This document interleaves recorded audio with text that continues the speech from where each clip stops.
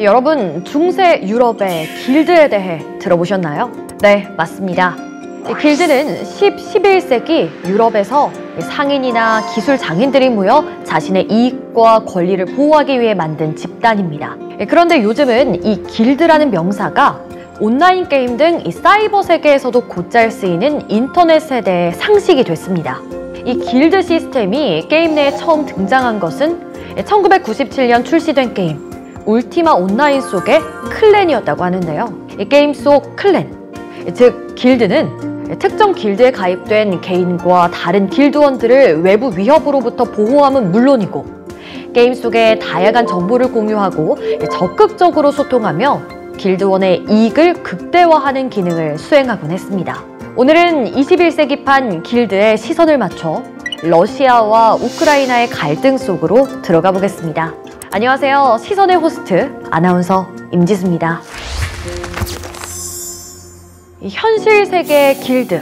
이 길드는 이익 집단으로서 다양한 이름과 형태로 조직되어 있습니다. 크게는 국가에서부터, 작게는 동네 청년 모임과 같은 모습으로 말이죠. 국가 간의 길드, 가장 쉬운 예로 뭐가 있을까요? 누구나 잘 아는 유엔이나 EU가 있겠죠.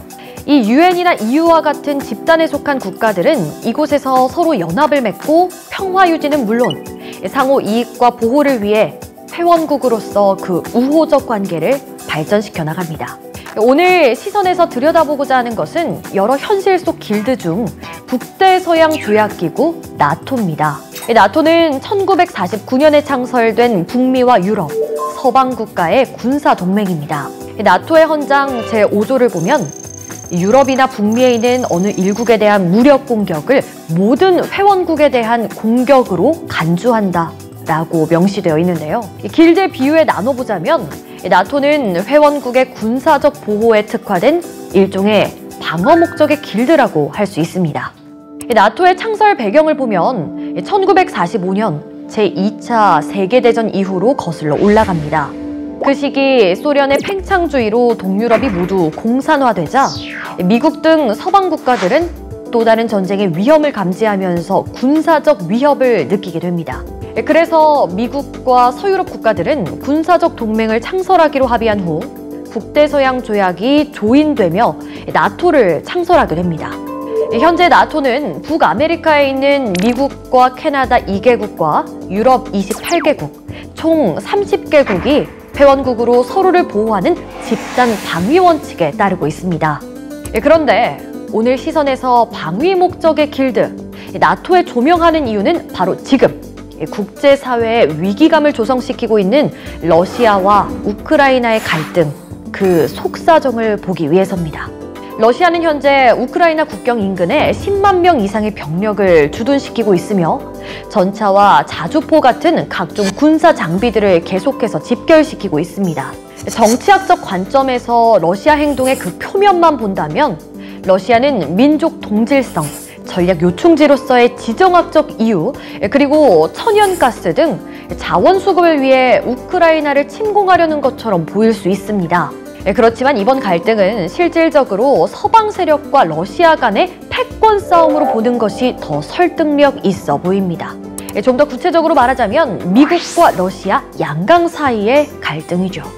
사실상 나토는 미국이 주도하고 있습니다. 세계적인 경제 불황 속에서도 나토 주요국들의 국방 비용은 크게 줄어들었고 실질적으로 2012년에서 2014년 세계 국방 예산을 대거 감축시킨 20개국 중 13개국이 나토 가입국임을 확인할 수 있었죠.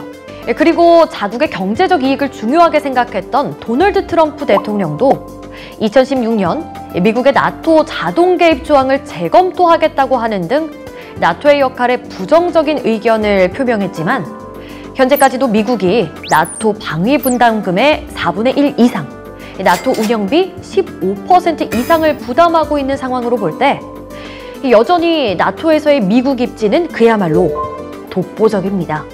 서방 세계의 대표로서 그 존재감을 지속해 나가고 있는 것이죠. 이 같은 미국 중심의 길드인 나토에 우크라이나가 가입하려는 태도는 러시아 입장에서 본다면 실로 당황스럽다고 말하지 않을 수 없을 것입니다. 왜일까요? 1994년 헝가리 부다페스트에서 체결된 부다페스트 안전보장 각서를 살펴보면 우크라이나는 핵 무기를 러시아에 넘기고 핵 확산 금지 조약에 가입했음을 알 수 있습니다. 그 대신 국제사회는 우크라이나의 현재 국경에 대한 주권을 확인하며 우크라이나에 대한 공격에 유엔 안전보장 이사회가 대처함을 약속했죠. 이 조약으로 세계 제3위의 핵 보유국이었던 우크라이나는 핵 탄두와 ICBM을 러시아로 반출해 폐기하며 핵 무기를 포기했고, 그 때문에 러시아는 주변국의 핵 위협에서 실질적으로 해방됐습니다. 그런데 이번에 우크라이나가 나토에 가입하고 나토의 글로벌 미사일 방어 시스템과 핵 무기가 우크라이나 국경에 배치되면 러시아는 또다시 군사적 위협을 맞을 수밖에 없는 상황을 맞이하게 됩니다. 따라서 우크라이나가 나토의 회원국이 되는 순간 명분을 얻은 나토 대 러시아의 전면전도 가능한 상황이 오는 것이죠. 왜냐하면 러시아는 나토의 크림반도 12개국이 가입한 데 이어 우크라이나, 조지아까지 나토에 가입하게 되면 미국이 나토를 앞세워 러시아를 위협한다고 여길 가능성이 생겨나기 때문인데요.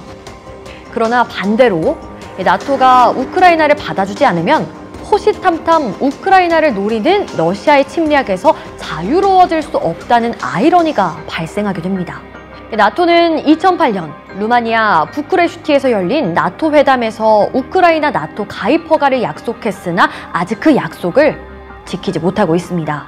그리고 우크라이나가 러시아의 도발을 막아달라며 계속 구조 신호를 보냄에도 쉽게 나토 가입을 승인하지 못하고 있죠.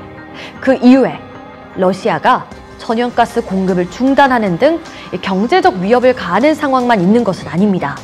대통령 취임 2년 차인 바이든 미국 대통령의 지지도가 40% 안팎으로 머물며 대통령으로서 정치적 위기에 처해 있는 상황이기에 쉽게 강경한 선택을 내리지 못하고 있는 것으로 분석하고 있습니다.